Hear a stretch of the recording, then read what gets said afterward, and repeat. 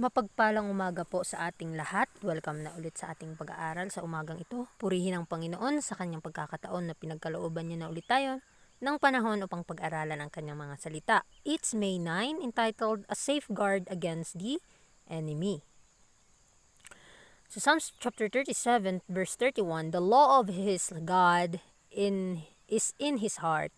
None of his steps shall slide. So kapag ang kautusan ng Diyos ay nasa ating mga puso, kailanman sa bawat hakbang nito ay hindi tayo mawawala. Many are surprised into the commission of sin because of a failure to study the scriptures. They were off their guard and Satan found them an easy prey. So marami ngayong nagugulat dahil sa pagkakaalam ng kasalanan dahil sila ay nagkamali sa pag-aaral ng mga salita ng Diyos o sila ay hindi naging successful. Kaya hindi nila nagwardyahan ang kanilang mga puso at ang kaaway ay pumasok doon upang sila ay tuksuhin at dayain. Wonderful possibilities are open to those who lay hold of the divine assurance of God's word. There are glorious truths to come before the people of God. So, marami ngayong mga pinagkalooban sa atin ng Panginoon ng mga posibilidad upang buksan natin ang mga mahalagang bagay na nanggagaling sa salita ng Diyos at ito ay magbibigay sa atin ng kaunawaan sa ating mga isipan. At ang mga katotohanan, ito po ang magbibigay kaluwalhatian sa ating Panginoon at ito ay malakaran ng mga tao. Privileges and duties which they do not even suspect to be in the Bible will be laid open before them as they follow on in the path of humble obedience. Doing His will, they will know more and more of the oracles of God. So, pribilehiyo at gawain natin na ating pag-aralan ng salita ng Diyos at sa bawat prinsipyo nito ay atin itong mabuksan sa ating harapan. At pinagkalooban tayo nito ng Panginoon at kinakailangan din natin itong sundin na ayon sa kanyang kalooban na may mapagpakumbabang pagsunod at gawin at gampanin ang kanyang will sa atin. At malalaman natin ng mas malalaman, more and more pa ang mga bagay na nanggagaling sa Diyos. Nawa ay atin pong buksan ang ating isipan patungkol dito dahil napakalaking halaga upang hindi tayo madaya sa mga huling araw. The precious faith inspired of God imparts strength and nobility of character as His goodness, His mercy, and His love are dwelt upon. Clearer and still clearer will be the perception of truth.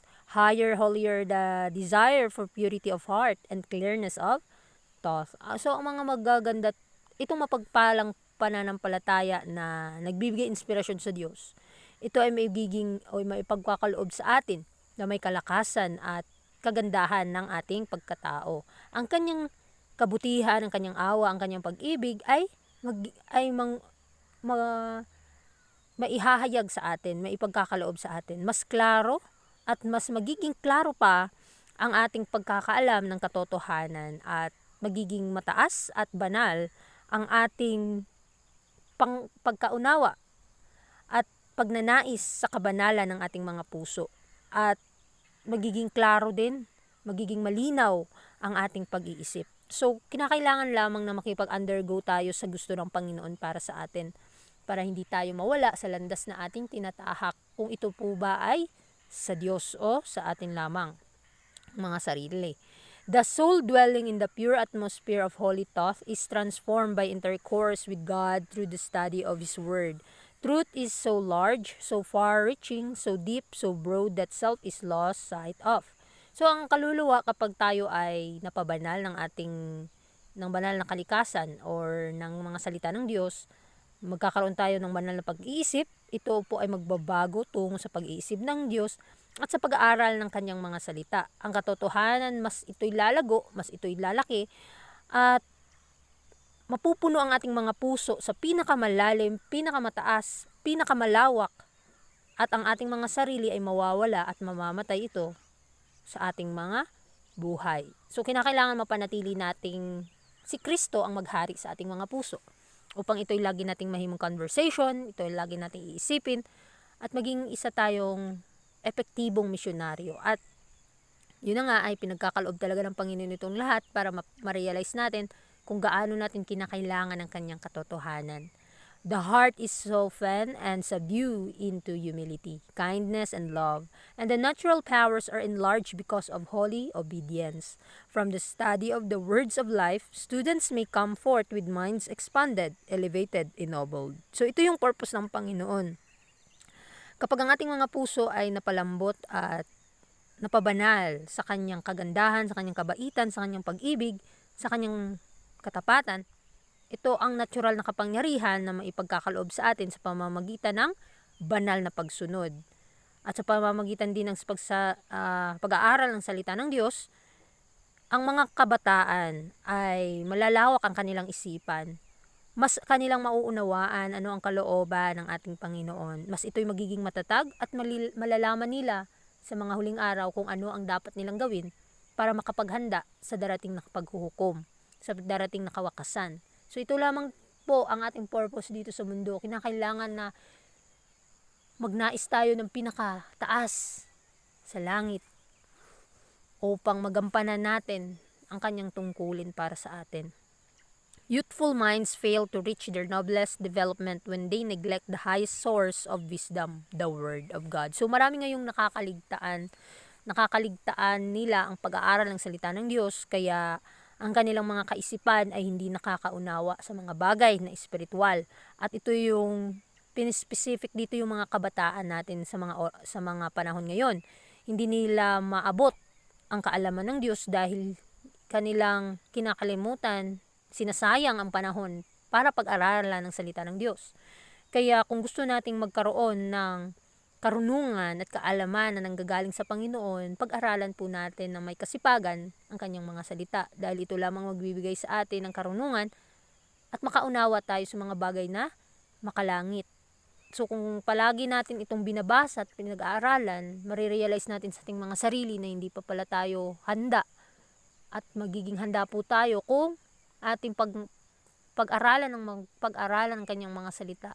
Huwag po tayong maging consistent lang sa katotohanan na nalaman mo ngayon, kundi kinakailangan mo pang pag-aralan ito upang mas malalim pa yung pangunawa mo at pagkakaloob yan ng Panginoon kung ninanais talaga natin. That we are in God's world in the presence of the Creator, that we are made in His likeness, that He watches over us and loves us and cares for us.